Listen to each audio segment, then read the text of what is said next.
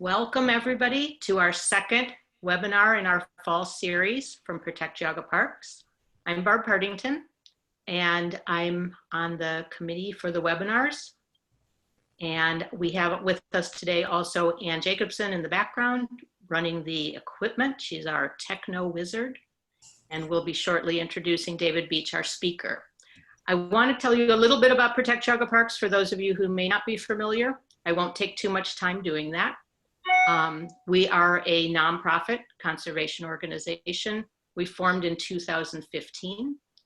The mission of Protect Geauga Parks is to promote, support, and actively campaign for conservation, preservation, and protection of nature as the primary mission of our parks. We believe that common sense standards should be used for all decisions regarding the use of parkland, with changes in addition done only through careful consideration and complete transparency by a thoughtful and qualified park board. We are alarmed by the trend of our local county parks towards active and commercial recreation with less regard for conservation in its own right. We work to fulfill our mission by engaging in several things. One is advocacy for protection of our natural resources. That includes working for legislation that supports our mission and for transparency from the governing agencies that manage our parks. We also have another important arm. We engage in education by hosting public education sessions such as this, posting articles on our website, Facebook, and email list. Our feeling is that we can't protect the natural resources of our county if we don't educate ourselves and the public on what those natural resources are and what are the threats to those natural resources and how we can best protect them.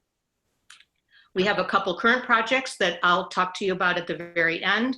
But for those of you who are anxious to know, we do again have the Bob McCullough Memorial Conservation Scholarships. Those have been put out for students to fill in. And we have a new program with 2 teacher grants that we'll talk about later. Our Heroes Celebration this year will look very different from years in the past. It will be virtual of some sort, so you'll stay tuned to hear what that's going to be about. But enough about Protect Geauga Parks. You'll be able to ask us questions and all once you have the information at the end of the presentation. But I'd like to introduce today's speaker who's been waiting very patiently, David Beach. We've looked forward to having David as one of our speakers for a long time. David is a writer and activist who's been a leading voice on environmental and regional planning issues in the Cleveland area. My notes say for more than 300 years. I think it's supposed to say 30 years. He's a Harvard graduate. In 1982, David founded EcoCity, a nonprofit organization that changed the civic discussion about urban sprawl, transportation alternatives, green building, watershed planning, and other issues.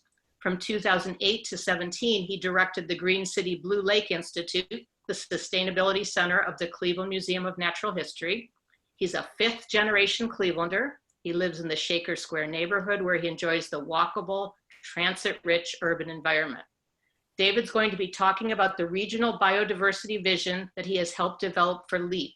LEAP, the Lake Erie Allegheny Partnership for Biodiversity, is a well-regarded consortium of organizations who work within a wide array of conservation missions regarding our natural world on conservation issues and has been going since 2014. We welcome David to Geauga County for the evening, where we eagerly await his presentation. Some very quick housekeeping. If you have questions, which we hope you will have, David will answer those at the end, and please put the questions in the Q&A, which you'll see at the bottom of your screen. We're going to be posting some information in the chat throughout the meeting, so we don't want the questions mixed up in the chat. So put those questions in the Q&A. We'll get to those at the end. And I think with that, I'm going to stop talking and I'm pleased to announce David Beach. David, take it away. Thanks. Thank you very much. It's great to be here. Thanks for everyone for tuning in tonight. I hope you're all well, and not just from COVID, but from that crazy debate last night.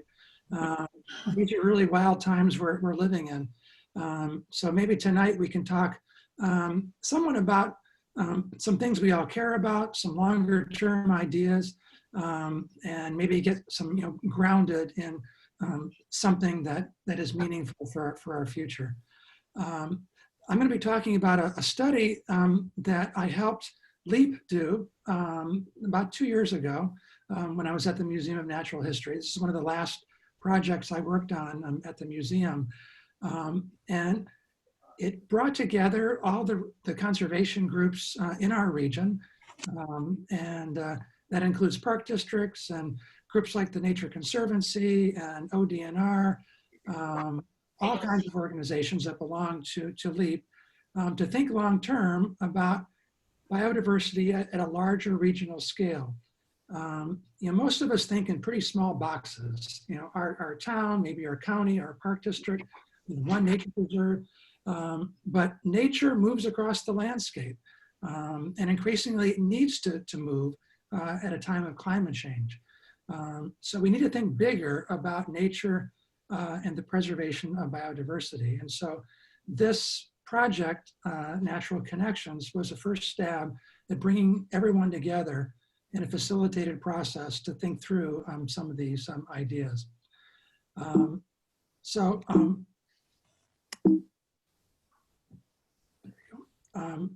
So first of all, LEAP, it was introduced, it's the Lake Erie Allegheny Partnership for Biodiversity. There's about 40 some organizations who are members, and it covers the LEAP region, which they have defined as the kind of intersection between the lake plain and the glaciated Allegheny Plateau. So you can see the map there. It actually goes almost down to Columbus and then up to the northeast, almost to Buffalo. But it's the lake plain and a portion of the glaciated Allegheny Plateau. And it was chosen because that region sort of hangs together geologically, ecologically, and there's a lot of commonality to the ecosystems in that place. So LEAP brings all the people who work on conservation together from that region.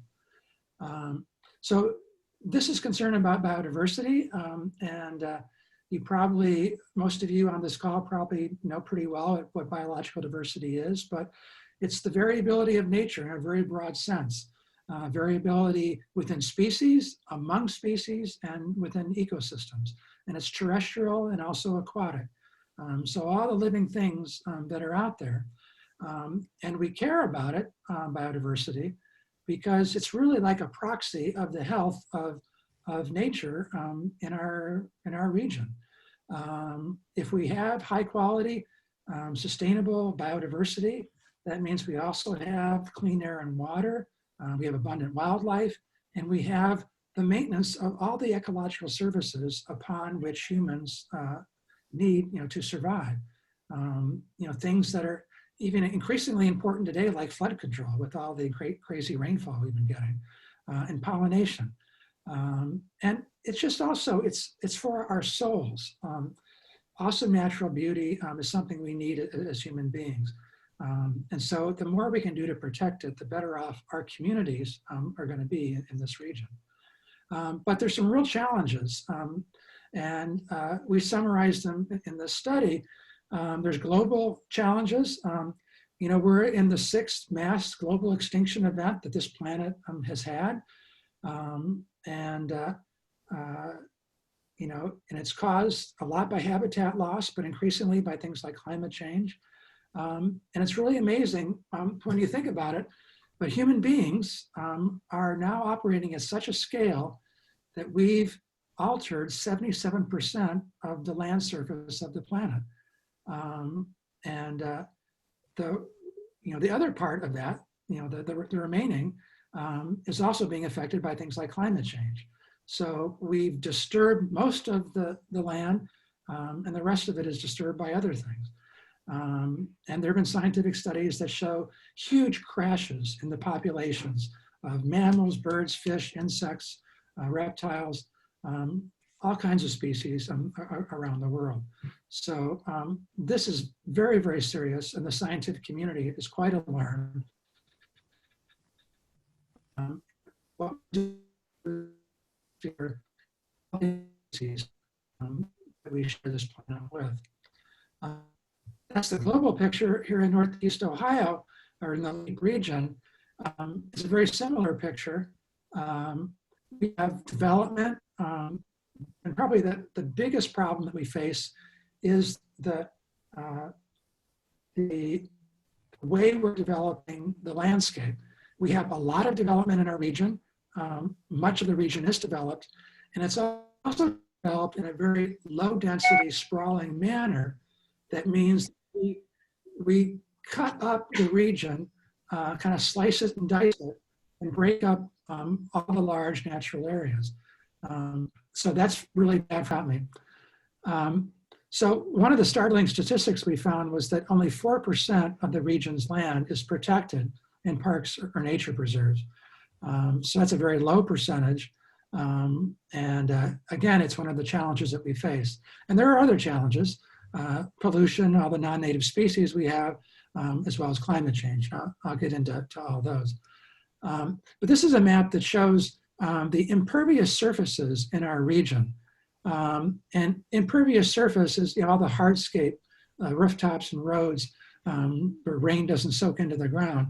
But it's a good proxy for developed land area. And all the red areas of this map show highly impervious areas. And you can see it's the urban areas of Cleveland, Akron, Canton, Youngstown. But you can also see a very fine, like a mesh of red lines and dots across the region, which shows you how dispersed the development patterns are, and just how much development is spread across the region. So again, it's a very destructive, low density pattern of land use that's in direct conflict with nature throughout the region. And this is another way to look at it. This is a map from the Nature Conservancy. They were looking at how climate change impacts biodiversity, and they generated these maps, and they're called climate flow maps. And they're an estimate for how easy it is for natural systems to move and migrate in response to climate change in any location. And you can see the green areas in Western Pennsylvania are areas where there's lots of connected nature, and so species can move in all directions in a diffuse manner. We don't have a lot of that in the LEAP region, which is outlined in red there. We just have some very small flow corridors, those red lines, which are mostly along the rivers. And that's where our park districts have concentrated a lot of their conservation. So we have those, but we don't have a lot of other areas where nature has contiguous space, large areas to move and adapt as the climate is changing. So we're really handicapped in terms of the future sustainability of biodiversity in our region. So LEAP came together a couple of years ago, and they tried to look long-term at these issues and come up with a statement of concern from the region's conservation organizations, concern for the future of biodiversity here, and do a very big regional scale analysis of what it's going to take to sustain that biodiversity.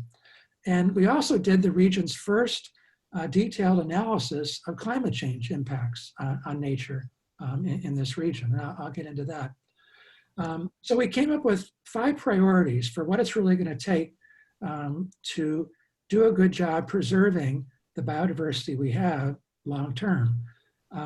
And it's preserve larger blocks of natural land, link those blocks of natural areas, reduce fragmentation of habitats, reduce the other stresses, things like pollution and non-native species and overabundance of white-tailed deer, and then finally prepare for a change in climate. So I'm going to go through each of these very quickly. So large blocks of natural land. A lot of species depend on having large unfragmented areas for breeding, for their survival. We really need to have larger blocks in the region because we're so fragmented. The map here shows that the LEAP region and all the green are where the forested areas are. So we've got areas to build upon if we can expand those forested areas. And forests are really important in our region because this entire region was almost all forested before European settlement. And the ecology here really wants to grow up as a forest today. So expanding our forested areas is really critical. So large blocks of undisturbed, unfragmented forests are critical.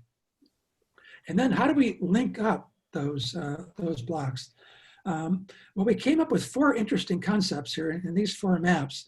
And these are thinking larger about large landscape scale connections for how we can link up things in our region. So it's not just a little trail, but these are things that move across the entire ecoregion. So the map on the left, the blue lines show the river corridors, which mostly run south to north up into Lake Erie, or actually south if they're on the other side of the watershed divide. But they're natural corridors that will allow nature to move and migrate when it needs to. Our park districts are kind of built along a lot of these corridors already, so we've got a good start on some of these larger landscape features. The second major corridor opportunity, that blue line, is the Lake Erie shoreline. Most of our Lake Erie shore is in private hands or industrial hands. And if we can make more of it a naturalized area, it can be more of a migration corridor. It's already used extensively by birds, but many other species could begin to use that as a migratory route.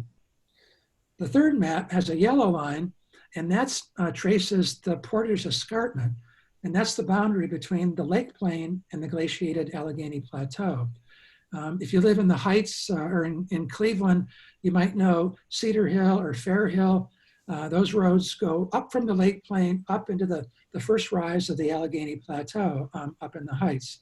But that escarpment, stretches throughout the region. And some of it's not developed, it's forested. And if we could really think about conserving that as a linear corridor, it could be a great migration route for the region. And finally, the fourth map and the kind of pink line, that's the watershed divide between the Lake Erie watershed and the Ohio River drainage basin. And we should be thinking about that divide and how we can preserve parts of that and allow species to migrate back and forth among the watersheds. Or think about species we do not want to migrate, like Asian carp, for example, that we do not want to cross the divide into the Lake Erie watershed. So that's a corridor we should really be paying a lot more attention to. So in all these ways, these are kind of big landscape features. And if we had a bigger view of conservation at a regional scale, we could start prioritizing our conservation to connect up landscape features like these. The third priority is reducing habitat fragmentation, and that's really a matter of smart land use planning. Our land use planning, is done mostly at a local level, city by city or county by county, and it does not take into account the cumulative impact of fragmentation of our natural areas. And we've really got to start thinking about that. Nature should be integrated into all the planning that we do. Biodiversity and climate change should be integrated into it. And we should be doing public planning to prevent the additional fragmentation of large blocks of natural areas. So that's a big thing we need to think about as we interact with our different planning agencies. There are a lot of other stresses on nature, and these are things we can do to help nature along. We got to keep working on air and water pollution. There's a lot of pesticide issues. There's non-native species like Phragmites that get into our natural areas. And then white-tailed deer, the overabundance of deer can just decimate our natural areas. So all these things are constant struggles for people who manage biodiversity in our region. And finally, climate change is really the emerging issue that is going to change a lot of our thinking about nature in our region. So as I said, this study is the first time we've really taken a close look at how climate change is going to affect some of our biodiversity. We worked with the US Forest Service, which has a climate modeling group here in Ohio that takes the global climate models and downscales them to specific areas. So they crunched the numbers for the LEAP region And it was quite alarming what climate change could mean for our region. The figures that are on the slide show if we don't do much to reduce greenhouse gas emissions, if levels remain really high through the end of this century, it's going to be some incredible changes for our region. We're going to get a lot more precipitation and likely more severe storms and floods. The annual temperature could increase a lot, like 11 degrees Fahrenheit. Plant hardiness zones could shift another 2 full zones, which is incredible. And imagine our summers having 4 months of like 90-degree weather. That's what it could feel like in the future if we don't do anything to reduce greenhouse gases and climate change. So this is kind of at the top end of the scale. We hope it won't be this bad, but this is sort of a worst case scenario for our region. So these are really big changes. And I'll give you some links at the end, but all the data for different parts of the LEAP region in different scenarios are included in all the information on the LEAP website. So we worked with the Forest Service on this. So of course they were concerned about tree species in Ohio and in our region. And they found that more of a third of our tree species are going to be less able to survive in the coming century under these various scenarios of climate change. And here's what the data looks like. They produced all these charts that look at all the native tree species, whether they're adaptable to a warmer climate, and given their spatial dispersion on the landscape, whether they will be able to move and migrate in response to the warming that's likely to come. So that allows them to rank each species depending on what kind of chances. Okay, sorry folks, I don't know what happened. My internet connection just dropped. So that's life in the world of Zoom, I guess.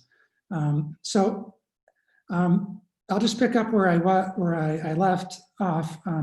So again, this is some of the data that the U.S. Forest Service produced for us, and it's really interesting. And anyone who's managing natural areas or even planting trees should be aware of some of this data and asking questions about, am I planting trees that will survive in a warmer climate?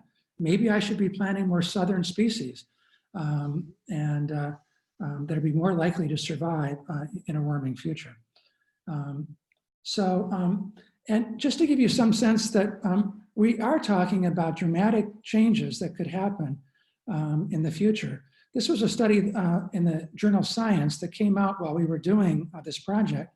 And the scientists looked at past times in the Earth's history when the climate had changed as rapidly as it's changing today. And they found that the ecologies in various places on the planet changed dramatically in a very short time. And one of the scientists said, even as someone who spent more than 40 years thinking about vegetation change, looking into the past, it's really hard for me to wrap my mind around the magnitude of the change we're talking about. And it's concerning to me to think about how much change and how rapidly the change is likely to happen and how little capacity we have to predict the exact course. And this creates very large challenges for all of us out there who are trying to manage wildfire, fish, water, soil, and endangered species, different ways in which natural ecosystems affect us. And this kind of thing raises big questions for anyone managing a natural area. You can't think about your natural areas as some kind of a museum piece that's always going to stay the same and you can just protect. It's going to change radically whether you like it or not. So, this raises controversial issues in conservation about whether we need to be more proactive about maybe helping nature move and migrate, planting species from the south that are likely to survive. So there's all these issues that people who manage natural areas are going to have to deal with as the climate warms. So those are the 5 priorities. We also came up with 5 ways that everyone can help as they if they're concerned about preserving more of our region's biodiversity. And the first way is just to support the first two priorities, which are protect larger blocks of land and connect those blocks of land with corridors. So nature has more opportunity to move across the landscape. So bigger blocks of land and connecting. And so whenever we have a chance to support fundraising from organizations that preserve land or park levies for our parks, maybe we can think about a regional bond issue for land preservation. These are all things that we need to be supporting. The flip side of preserving more natural areas is supporting the redevelopment of our existing cities and towns. The more we can redevelop existing land, a land that's already developed, the less pressure there'll be for greenfield development out in the countryside. So we all got to be champions of great urbanism, higher density development in urban areas. And that'll create better places for people to live, more sustainable places for people to live, while we're preserving nature surrounding our cities. So preserve more land and try to promote better development of our existing cities and towns. And if you're a landowner, there are a lot of things that you can do thinking about how your land relates to the larger landscape. You know, you may have an isolated parcel, but maybe you can think about how that parcel fits in as a piece in the larger mosaic. So maybe you live a mile from a river corridor and another mile on the other side to a park. Well, maybe you and your neighbors can start thinking about how all of your land adds up. And if you manage your land, plant certain species, do things in a certain way, you can contribute to what's happening on either side of you. So I'd love to see a big public campaign that would provide information to landowners about what their mission should be, what could they plant or how they could manage their land to have a benefit to the larger landscape. So that's what private landowners could do. And remember, most of our land is privately owned in our region. Only 4% is protected in parks or natural areas.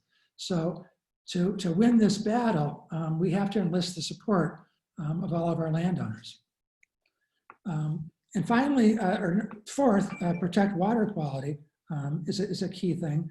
And as we protect natural areas, we also protect water quality. So the two go hand in hand and work together. If you do polling about what people are concerned about, water quality is always one of the top ranked environmental issues. So that's, by talking about water quality, that's one way we can help build a constituency for preserving more land and biodiversity. And finally, we can all have a role in reducing the carbon emissions that are causing our climate to get warmer. There are things we can do in our personal lives, but honestly, the most important thing that we can do is to work politically to change our politics and change how our whole political system is encouraging the transition to a green energy future. So it's really working to change our politics at the local, state, and federal levels so that climate change becomes a priority. And we can enact things, for example, like the Green New Deal, which will help move us very quickly to decarbonize our society. We have to get the carbon out of our energy system by the year 2050. If we're going to avert some very, very serious issues with climate change. So we can all play a part in working politically to do that. This project was really trying to create a bigger vision for nature that cuts across political boundaries and looks at a larger ecoregion and thinking about what are some of the big landscape scale solutions that we should start thinking about in the future. And just to sum up, the key messages are that this connects all of us. This is how we're going to sustain nature for the next 100 years. There's a lot of threats that threaten the region's plants and wildlife, with climate change quickly emerging as one of those top threats.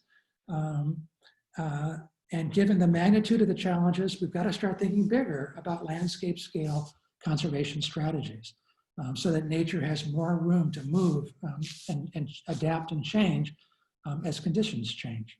But by doing this, we're going to be doing a lot for us, our children, our communities. It's really one of the best long-term investments we can make to create a legacy for all of us. So all the products that I talked about are documented on the LEAP website, which is leapbio.org.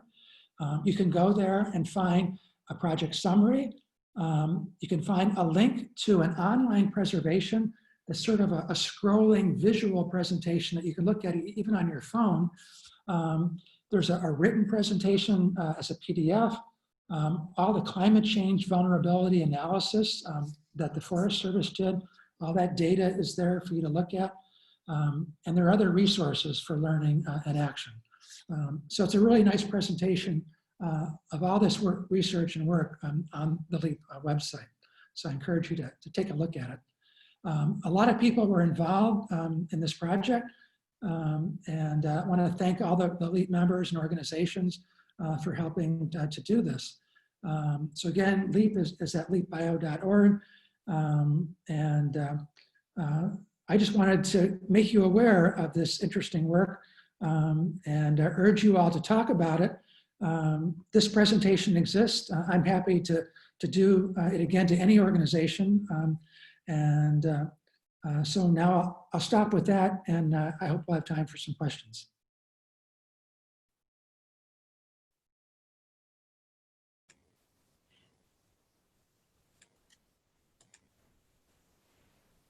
Just a reminder to everyone, at the bottom of your screen, there should be a little icon of thought balloons with Q&A under it. So if you have any questions or comments you'd like to enter there for David regarding the presentation and any of the material, you can go ahead and type those in now. One of the questions that came, David, is, do you have any thoughts how citizens can prevent housing developments in sensitive areas near the Cuyahoga River watershed on the edge of the national park? Well, I mean, housing development is really a long-term land use and zoning issue. If you care about particular areas, then you need to get involved early on in planning and zoning in your community and try to chart a different course for those properties. You know, landowners depend on predictable zoning to determine what they think they can do with their property. So it takes good proactive planning by a community to protect critical areas. There is a lot of great resources that the state has had through the Ohio Balanced Growth Program. And there are a lot of tools on there for how you can help to designate conservation areas in your community and development areas to help steer development to appropriate areas and away from sensitive areas. So the Ohio Balanced Growth Program provides lots of tools for you to look at to help do that. Okay, the next question is 2050 realistic, or is it truly too late? I think it has to be realistic. We really have no choice. We're already paying a huge price for the climate catastrophes we're already facing. And things will get much, much worse unless we meet those goals for a cap of 2 degrees centigrade in the warming, and even better, a 1.5 degree cap. So if we don't do that, then kind of all bets are off and things could get very worse, very bad very quickly. And we can do this. The technology exists. The only thing we're lacking today is the political will to make the right investments. And our country has made huge investments in the past and done amazing things. Whether it was the Apollo program to put a man on the moon, or whether it was to gear up to fight World War II, we can do big things if we all pull together and make the right investments. Okay, thank you. I do want to point out too, I put in the chat box just a few minutes ago a link to the organization that our last Protect Geauga Park speaker represented, which is the Citizens Climate Lobby. And that's a group that functions solely in the area of influencing legislation to address climate change. So it's a good grassroots international organization you might want to consider looking into. And it's also bipartisan. They're trying to develop a bipartisan caucus, in Congress to promote climate legislation. Okay, yeah. And then, so there is a related question to that. Maybe this answers it. This question was, can we do more to encourage political leaders to help the environment other than voting? Do letters and calls really do anything? Well, given the time it is now, voting really is job one. Making sure that you vote, making sure that all your friends and relatives vote, and not be discouraged by all the misinformation that's out there about whether it's mail-in balloting or whatever. Your vote is going to get counted. Just do it early. Get in there and make your voice heard. So we have a huge opportunity now to change the course of this country. It won't happen unless we all exercise our right to vote. Now, whether other things also work, I think they do. We have to work on all of our elected officials. I think sitting down with them and meeting with them, bringing good information, and finding out which ones have an open mind and which ones you can really invest some time in can work. I'm part of a group called the Northeast Ohio Coalition for a Green New Deal, and we've tried to get local Congress people to endorse the Green New Deal, which of course is a big idea in Congress for how we're going to get to that carbon neutrality by 2050. And we just showed up at one of Congresswoman Fudge's town meetings. She had a town hall meeting and a bunch of us stood up and asked her to endorse the Green New Deal. And finally she just said, I've heard enough, I'm gonna do it. So now she's on record as endorsing it. So all that took was a few dedicated people to show up at one of her town hall meetings. That's great.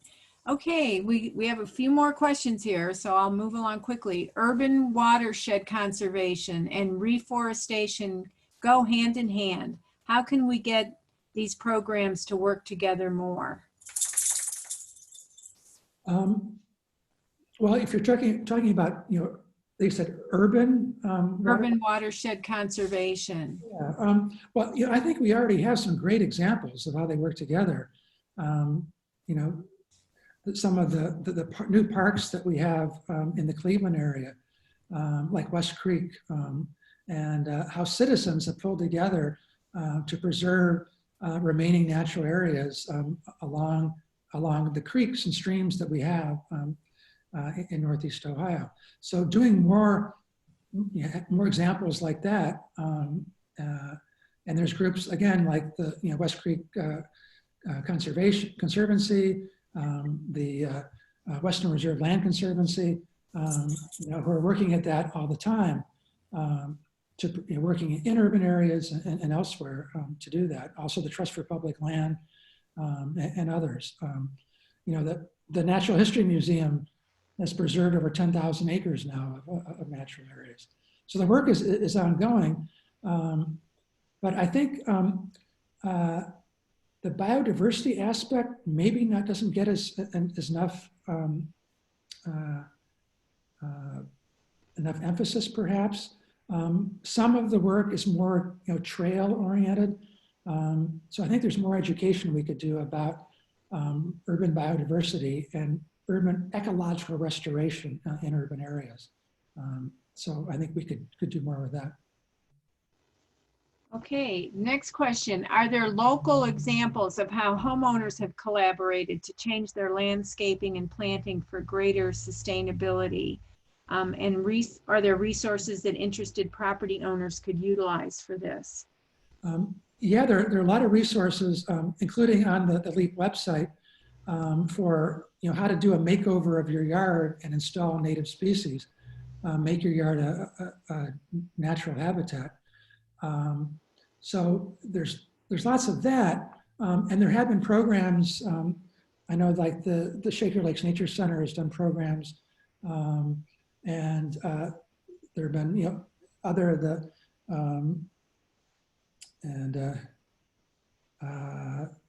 programs that just promote pollinators, promote native plants. And there are lots of groups out there that are doing that. But it's usually yard by yard. I'm not aware so much of linking up those yards into a corridor, so it has a cumulative impact. That's where I think a new project could be done.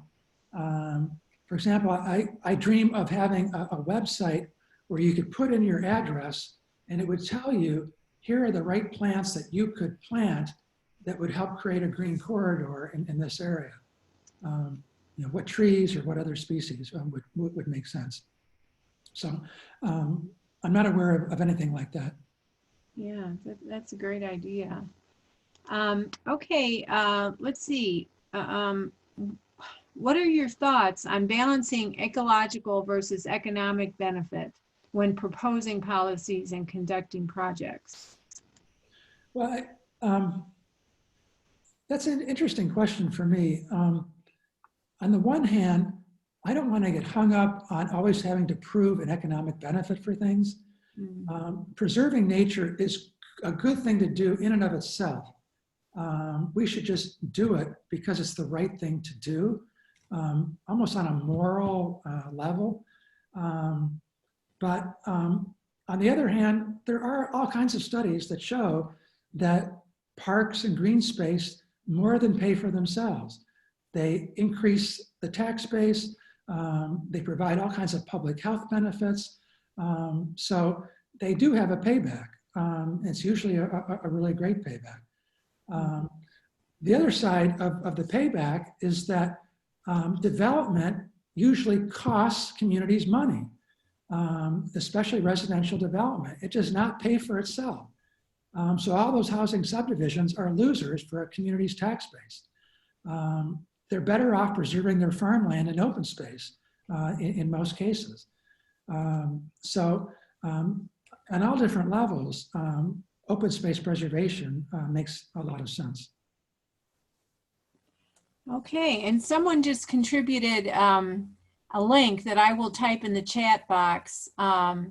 Plants by zip code. It looks like it's nwf.org, which is National Wildlife Federation. So I'll put that in the chat box for a resource for people. And again, as part of this project on the leapbio.org website, we have a whole list of resources.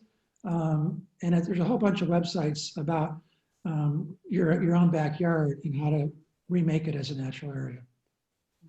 Okay, next question. Are regional planning organizations at the city and county level doing better these days, trying to move fast enough?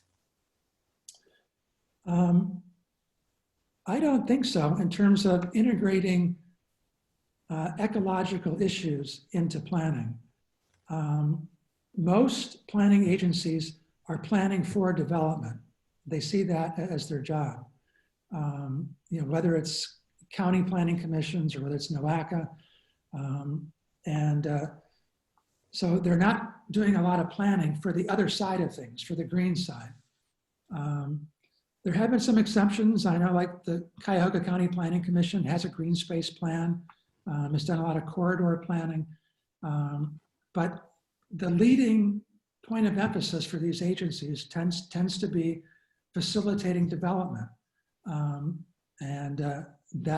That's the priority. And I think it needs to be balanced with other considerations for open space, for ecological function, and for climate change. So all those things need a much higher priority among our planning agencies. Here's an easy question. Wind turbines on Lake Erie, yes or no?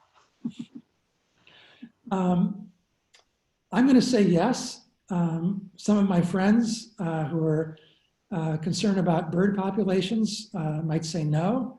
But I think it makes sense to put a few turbines out there, test them like crazy, find out how they impact things, and see how it goes. We're not going to know for sure their impacts until a few of them are out there and we study them. I also believe that the biggest threat to nature is climate change. So we need to do everything possible to develop renewable energy sources that are going to reduce our carbon emissions. So if I have to trade things like wind turbines on Lake Erie for things like mountaintop removal mining and all the other effects of, of carbon-based fuels and climate change, I'll pick the wind turbines every time. Okay. But that's a controversial thing, and I know some of my friends will disagree. Another question, Protect Geauga Parks hosted a program last year with Linda Butler and her photographic study, Lake Erie on the Edge. Do you believe the arts have a role to play in public education about these issues and in sparking the public imagination to envision a greener future? And if so, how? Well, yeah, absolutely, yes. And yeah, Linda's exhibit was a wonderful introduction to all the different landscapes around Lake Erie. Again, people learn and experience things in different ways, the different modalities of learning. Some people like to read, studies and scientific evidence. Some people like to read poetry. Some people learn through novels or plays, theater, or other forms of art. So the more diversity we can have in our communications, I think the better off we're going to be in terms of reaching more people. And the great thing that art can do is that it can reach people on a more visceral level, on a more gut level sometimes, and touch them emotionally about the stakes that are involved here. Mm-hmm. Okay, this is about the rainfall a few weeks ago. This person writing lives by Steelyard Commons, and he says the streets were flooded unlike anything he'd seen in the 15 years he lived there. A Treadway Trail, which is a small creek, had water pouring out onto Jennings Road. Cars were stuck, etc. And the question is there anything we can do to stop this, or is it just the way the watershed is? Big Creek joins the Cuyahoga River near here. Right. Well, that rain event we had on Labor Day was pretty amazing. But you can't say that it was caused by climate change specifically, but those types of events are likely to be more common as the climate warms. A warmer climate means there's more energy and more moisture in the climate system, and it's going to dump those huge amounts of rain more often in the future. So unless we can really avert, how this climate is warming, you're going to see more events like that. So we're going to have to adapt our urban areas to take it. In the Cuyahoga County area, the Northeast Ohio Regional Sewer District has a new stormwater program, which we're all paying for through our stormwater fees. And that's a big step forward in taking a regional watershed approach to starting to deal with some of these problems. But all they can do is kind of keep those streams and culverts clear, maybe enlarge them, maybe help buy properties that are going to be flooded all the time. But it's not going to stop the tremendous amounts of rain that we're going to get. So it's a very, very serious problem that's getting worse. Okay, then there's a comment and then a question. So I'll combine these together. The first comment is about the zoning laws, and it refers back to the Cuyahoga Valley National Park question that was asked earlier about the development in that area. She says that there's a parcel of land being sold for housing developments of 45 to 100 units. And the city's pushing the deal and has declined allowing the bid from Western Reserve Land Conservancy. So that's the comment, if you want to comment on that. And then the same person has a question. If you're concerned about animals being able to migrate, why would we deliberately impede a natural migration route? Well, I'll take the first question. I'm not aware of the specifics of this particular land deal along the border of the park. It's wonderful that Western Reserve Land Conservancy is engaged.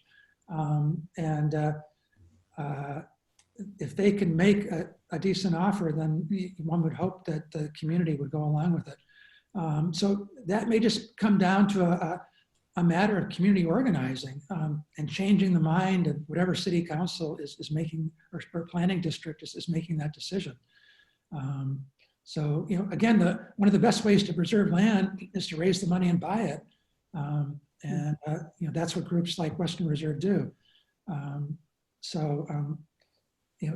If they're engaged, I'm sure they've thought of, all the possible ways that they can, respond to that situation. They should be answering the question, not me. Yeah. They know a lot more about it. And what was the second question? It was about the ability of animals to migrate. Then why do we deliberately impede a natural migration route? And I'm not sure what they mean by that. I'm not sure either. Why would it impede? I only mentioned impeding one species. That was Asian carp, that are in the Mississippi watershed, and we don't want them to get into the Great Lakes because they would wreak ecological havoc in the lakes. So for a lot of species, yeah, we want to free up those migration corridors. So as the climate warms, nature has room to move and rearrange itself so it can survive. I guess that was one of the major points of the project that we did. Okay. All right. Well, thank you very much for all those diverse questions. And thank you, David, for your wise counsel in answering them. I'm going to turn it over to Barb now.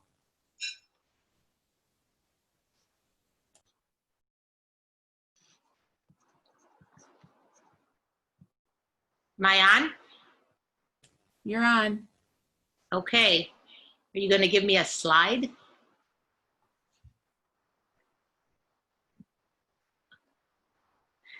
Here we are. And actually, before I even start with the slides, I'm just going to do a quick thank you to David. That was very interesting, and really appreciated his willingness to answer questions, because that does make it more of a conversation than just a presentation. So that was great. I also want to make a quick shout out that in Geauga County, we have 2 new parks that were both privately purchased. And for anybody looking for a new walking space, the Blue Heron Preserve was purchased by the Western Reserve Land Conservancy in Newberry, and the Lucia Nash Preserve at Snow Lake is now open. So there is access to view Snow Lake, which is gorgeous. To contact Protect Geauga Parks, you have that information on the screen. We have the website and Facebook, and we encourage you to contact us. We also have this year a new program. We have 2 teacher grants we will be awarding. If you know a teacher or are a teacher, it's 2 grants up to $1,000 each, offered to teachers of pre-K through 12th grade to further students' education or supplement their education in the natural sciences. We also have, for the 4th year, Bob McCullough Memorial Conservation Scholarships for 3 high school seniors who are interested in pursuing careers in the natural sciences or in nature-based programming. So that's what I have. I think I'm going to give the final thank you to everybody for participating, for putting up with our technology issues. David and Ann, thanks. It was a pleasure working with you. David, thank you so much for being with us this evening. Thanks again. And sorry for the break there. You could blame Spectrum.